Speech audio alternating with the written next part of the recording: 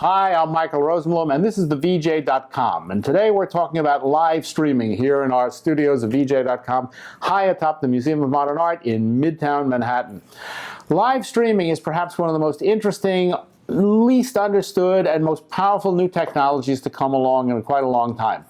A couple of years ago, if we were going to talk about live streaming, there would have been nothing to say, because to live stream would have meant spending hundreds of thousands of dollars for satellite time, uplinks, studios. It was very expensive, and it was the purview only of television networks. For the average person to live stream would have been thought to be absolutely impossible. Today, there are multiple platforms that allow you to live stream anytime you want for free. To my opinion, this is a game changer, but like all game changers, the people who invented the technology don't understand, and in all honesty, we barely understand where it's going, although we can make certain, futuristic predictions based upon what we think the technology can do.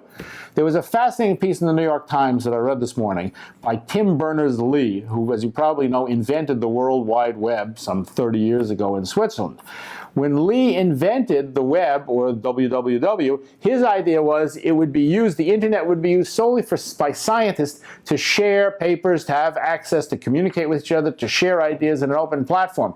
He never envisioned what the web would become, which is obviously an enormous commercial, industrial thing, and he's annoyed with what the web is, and he thinks it should be reinvented. I'm going to be blogging about this afternoon in text, and you could read it on thevj.com, but the point of this is that the internet was a technology that nobody really understood where the invention was going and what it meant. And live streaming, to me, is very much of a similar ilk. This is going to, as a destructive technology, this one is enormous, because it's going to begin to completely change the nature of what has made television such a successful medium, which is a barrier to entry.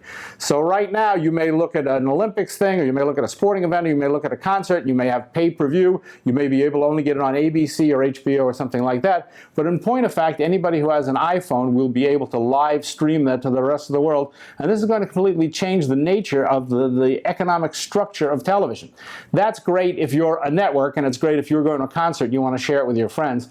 But the greater question is, how can you use this new technology to benefit your business? And of course, here at TheVJ.com, how can you make money out of this thing?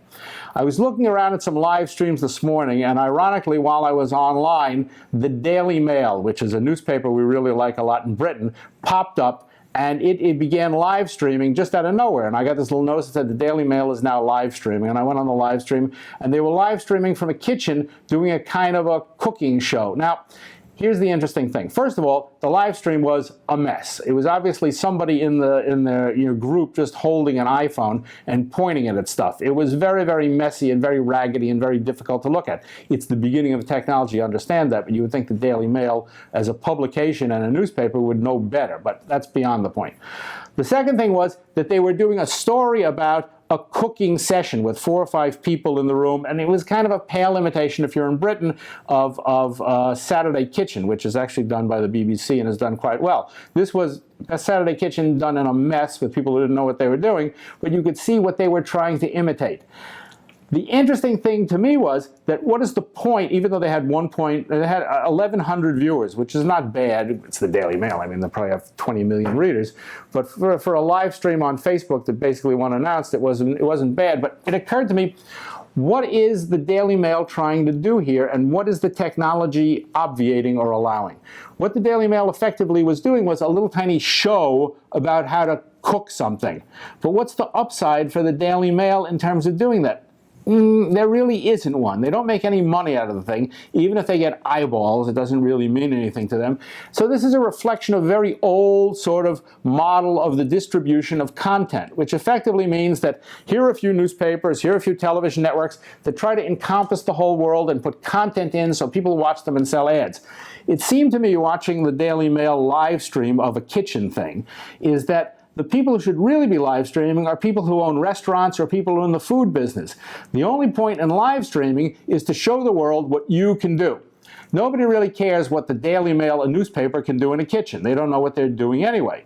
But if you own a restaurant, or you're in the food business, or you have a food truck or something like that, you can see the immediate advantage of live streaming, because now suddenly you can build an audience that comes back to you and because of the thing that you're selling. This is what we talked about a lot last time on the live stream, is what is the point of blogging and what is the point of putting video up in general.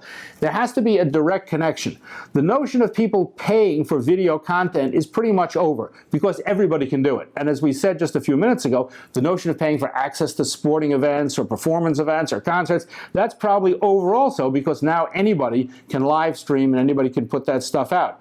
But the fact is that if you can build an audience, and certainly you can, through the content that you're putting out, then the live stream in itself becomes not content per se, but it becomes advertising for your business. This leads us to this notion of niche broadcasting.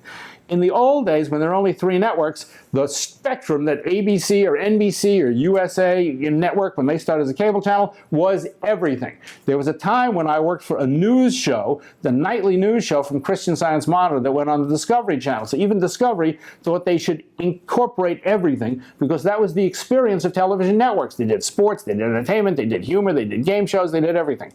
As we get more and more and more channels, and now with the internet we have an infinite number of channels, we fractionalize the audience and it begins to go down, down, down, down, down. I mean, right now, in terms of the VJ.com, we're talking to a very small niche group. We're talking to people who are interested in video and the future of video and how they can use video to their own ends. And so the point of live streaming per se is not to do a show about something, and it doesn't really matter what it is. The point of live streaming is to embrace this technology and drive it to drive your business, whatever your specific business is. Now, if you think your business is making video, you're in trouble, because that's not really a business in the long run.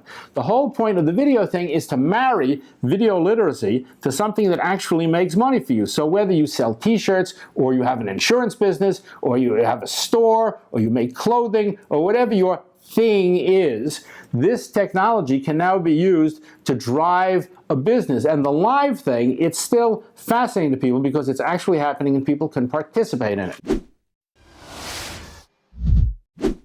I hope you enjoyed that, and if you want to learn more and see more, come and see us at thevj.com.